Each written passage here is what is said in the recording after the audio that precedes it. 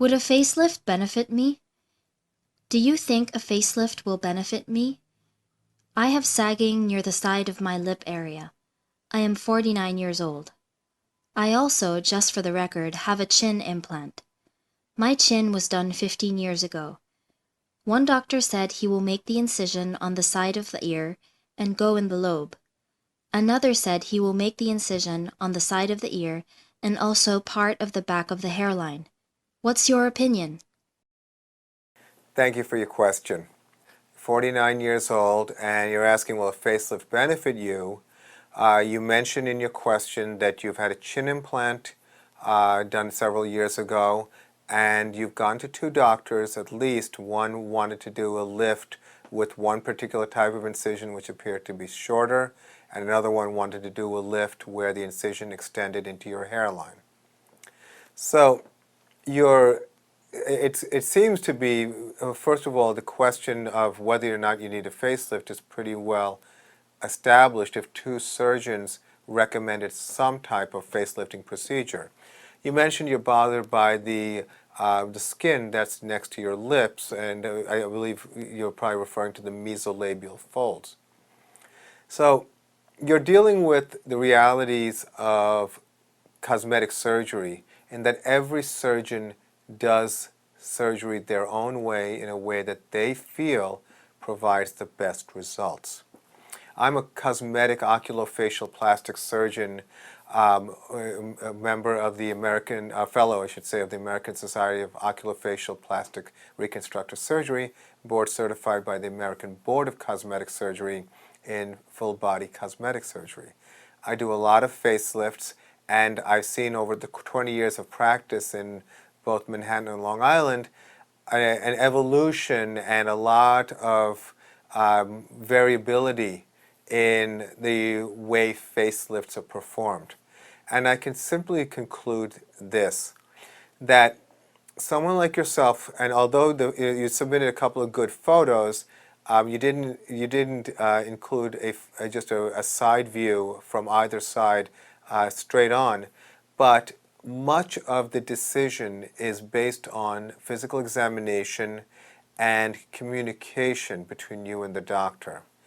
Relatively recently, a very corporate, very popular chain of, I would refer to them as a facelift factory, closed their doors because they, from my perspective, and I know many of my colleagues would agree, that they misrepresented the type of surgery that they were offering in their centers.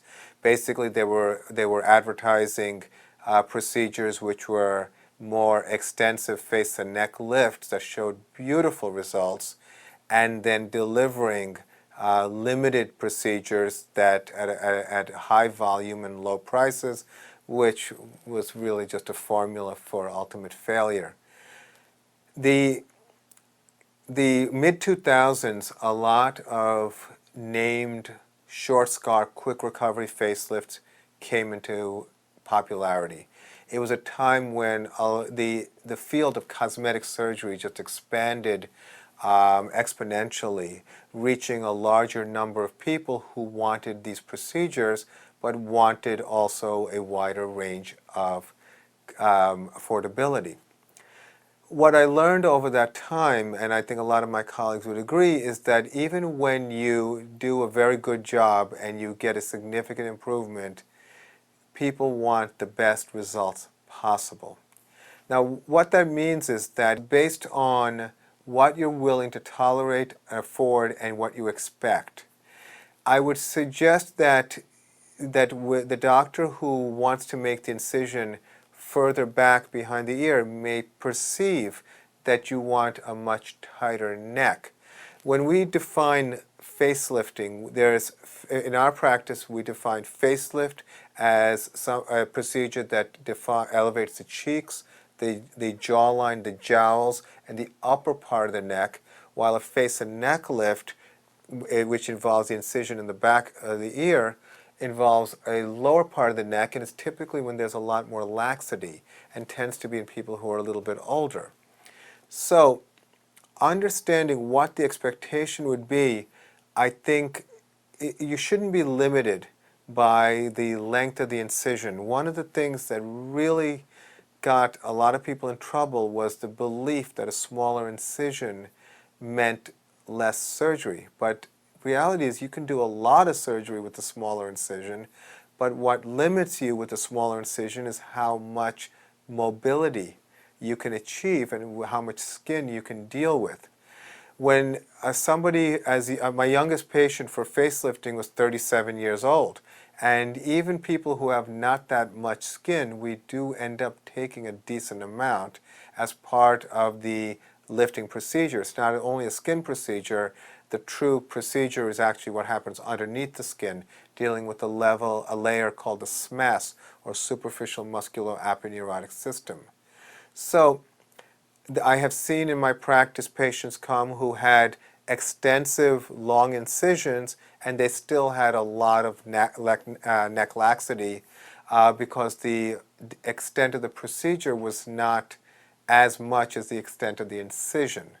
So there's a lot of finesse in this surgery, and two surgeons may get similar results but have different incision styles. So I think you have to meet with those doctors and get a better explanation as to what you can anticipate, and also understand what level of improvement will be satisfactory to you.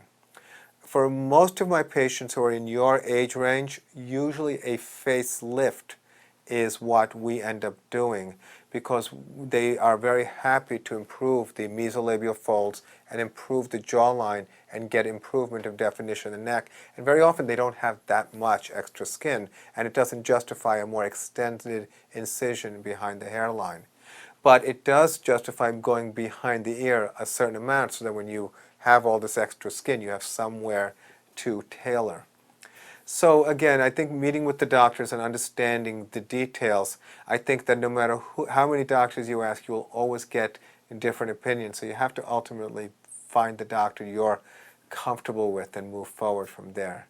So I hope that was helpful. I wish you the best of luck, and thank you for your question.